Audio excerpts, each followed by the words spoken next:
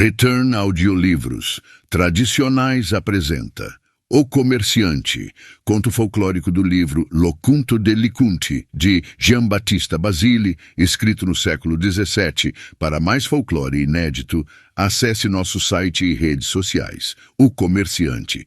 As desgraças geralmente são as vassouras e pás que alisam o caminho para a boa fortuna de um homem, da qual ele pouco sonha.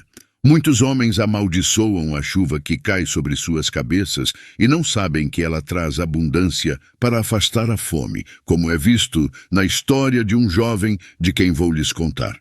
Disse que houve uma vez um comerciante muito rico chamado Antoniello, que tinha um filho chamado Tienzo.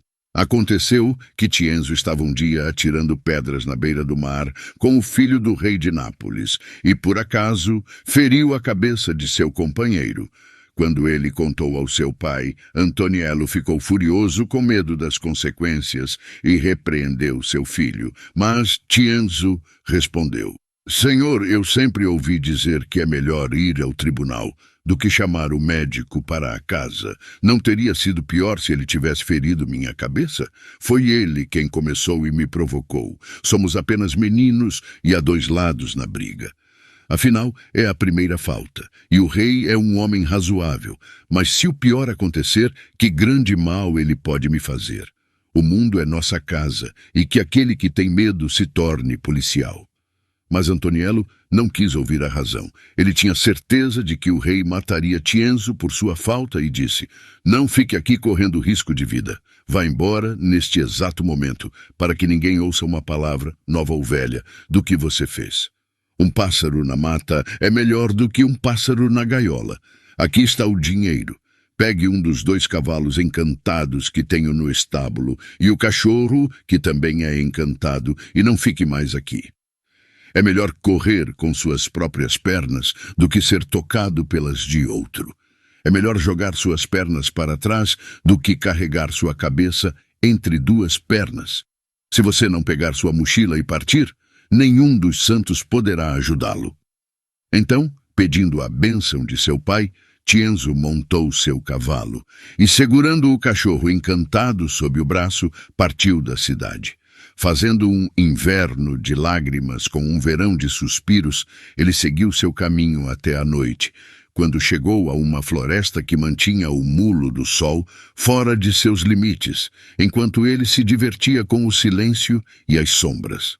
Havia uma casa antiga ali, aos pés de uma torre. Tienzo bateu na porta da torre, mas o dono, com medo de ladrões, não quis abrir para ele. Então o pobre jovem foi obrigado a permanecer na velha casa arruinada.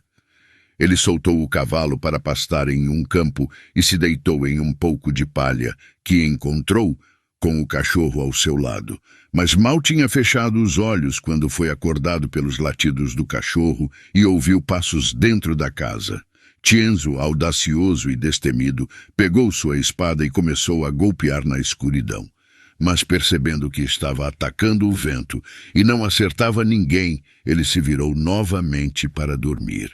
Após alguns minutos, ele sentiu que estava sendo puxado suavemente pelo pé.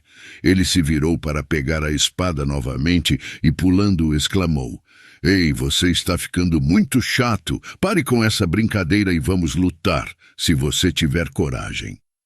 Com estas palavras, ele ouviu uma gargalhada e depois uma voz oca dizendo: "Desça aqui e vou lhe dizer quem eu sou." Então Tienzo, sem perder a coragem, respondeu: "Espere um pouco, vou descer." Então ele tateou até encontrar uma escada que levava a uma adega. E descendo, viu uma lâmpada acesa e 3 figuras fantasmagóricas que faziam um clamor lastimável, chorando: "Ai, meu tesouro belo, devo perder você." Quando Tienzo viu isso, ele próprio começou a chorar e lamentar. E depois de ter chorado por um tempo, a lua, tendo agora, com o machado de seus raios, quebrado a barra do céu, as 3 figuras que estavam fazendo o clamor disseram a Tienzo: "Pegue este tesouro que é destinado apenas a você, mas cuide bem dele." Então eles desapareceram. E Tienzo, avistando a luz do sol através de um buraco na parede, quis subir novamente, mas não conseguiu encontrar a escada, e com isso ele começou a gritar tanto que o mestre da torre o ouviu e trouxe uma escada quando eles descobriram um grande tesouro. Ele quis dar parte disso a Tienzo, mas este recusou, e pegando seu cachorro e montando novamente em seu cavalo, partiu novamente em suas viagens. Depois de um tempo, ele chegou a uma floresta selvagem e sombria, tão escura que faria você tremer. Lá, na margem de um rio, ele encontrou uma fada cercada por um bando de ladrões. Tienzo, vendo a intenção malévola dos ladrões, pegou sua espada e logo fez um massacre deles. A fada agradeceu a ele por esse ato corajoso feito por sua causa e o convidou para seu palácio para que pudesse recompensá-lo. Mas Tienzo respondeu: "Não é nada, muito obrigado. Outra hora aceitarei o favor. Mas agora estou com pressa, em um assunto importante." Dito isso, ele se despediu, e viajando por um longo caminho, ele chegou finalmente ao palácio de um rei, que estava todo enlutado, de modo que fazia o coração de alguém ficar negro ao olhar para ele. Quando Tienzo perguntou a causa do luto, as pessoas responderam: "Um dragão com 7 cabeças apareceu neste país, o monstro mais terrível que já se viu, com a crista de um galo, a cabeça de um gato, olhos de fogo, a boca de um bulldog, asas de um morcego, garras de um urso e a cauda de uma serpente.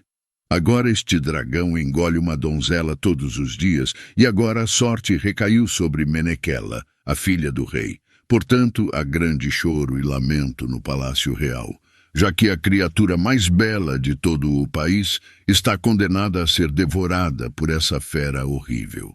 Quando Tienzo ouviu isso, ele se afastou e viu Menequela passar com o cortejo fúnebre, acompanhada pelas damas da corte e por todas as mulheres da terra, torcendo as mãos e arrancando punhados de cabelo, lamentando o triste destino da pobre moça. Então o dragão saiu da caverna, mas Tienzo pegou sua espada e cortou uma das cabeças num instante. No entanto, o dragão foi e esfregou o pescoço em uma certa planta que crescia não muito longe.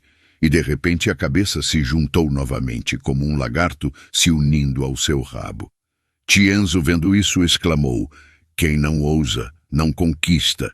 E, cerrando os dentes, desferiu um golpe tão furioso que cortou todas as 7 cabeças que voaram dos pescoços como ervilhas de uma panela.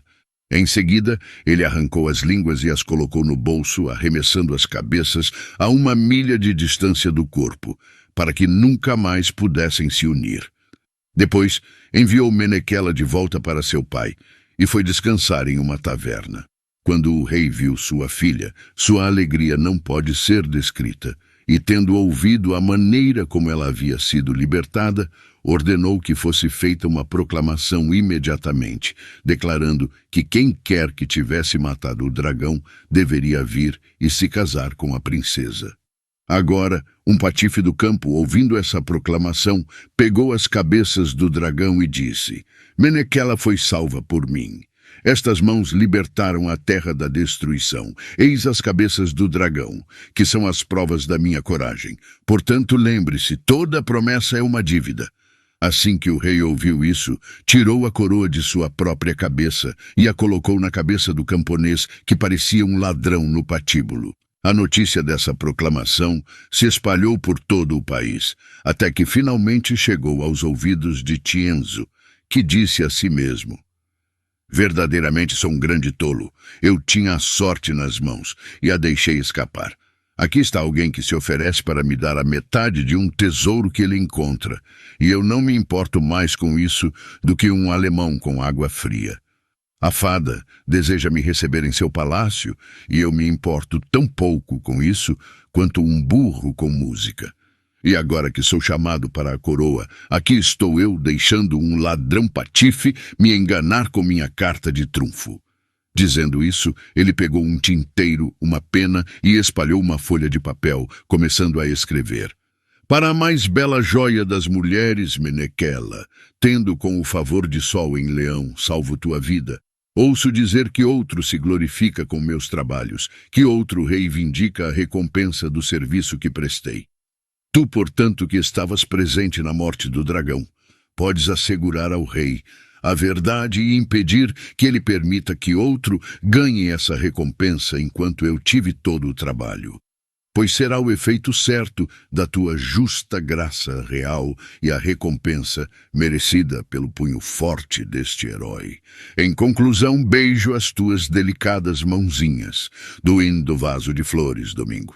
Depois de escrever esta carta e selá-la com um selo, ele a colocou na boca do cão encantado, dizendo: corra o mais rápido que puder e leve isso para a filha do rei. Não entregue a ninguém mais, mas coloque na mão daquela donzela de rosto prateado. O cão correu para o palácio, como se estivesse voando e subindo as escadas, encontrou o rei, que ainda estava fazendo elogios ao camponês. Quando o homem viu o cão com a carta na boca, ordenou que a tirassem dele, mas o cão não entregaria a ninguém, e pulando até Menequela, ele colocou a carta em sua mão. Então Menequela se levantou da cadeira, fez uma reverência ao rei e entregou a carta para que ele lesse. Quando o rei leu, ordenou que o cão fosse seguido para ver para onde ele ia e que seu mestre fosse trazido até ele.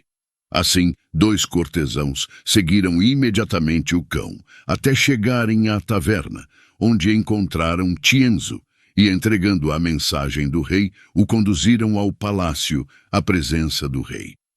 O rei então perguntou como ele se vangloriava de ter matado o dragão, já que as cabeças foram trazidas pelo homem que estava sentado coroado ao seu lado.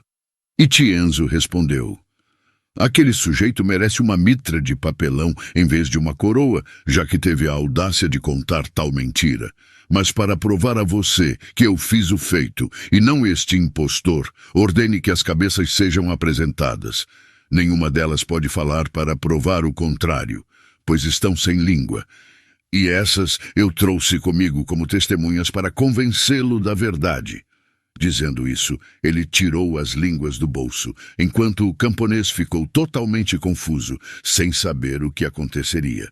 E ainda mais quando Menequela acrescentou: este é o homem, seu cachorro de camponês, que bela trapaça você me pregou. Quando o rei ouviu isso, tirou a coroa da cabeça daquele farsante e a colocou na cabeça de Tienzo. E ele estava prestes a enviar o impostor para os remos das galeras, mas Tienzo pediu ao rei que tivesse misericórdia dele e confundisse sua maldade com cortesia.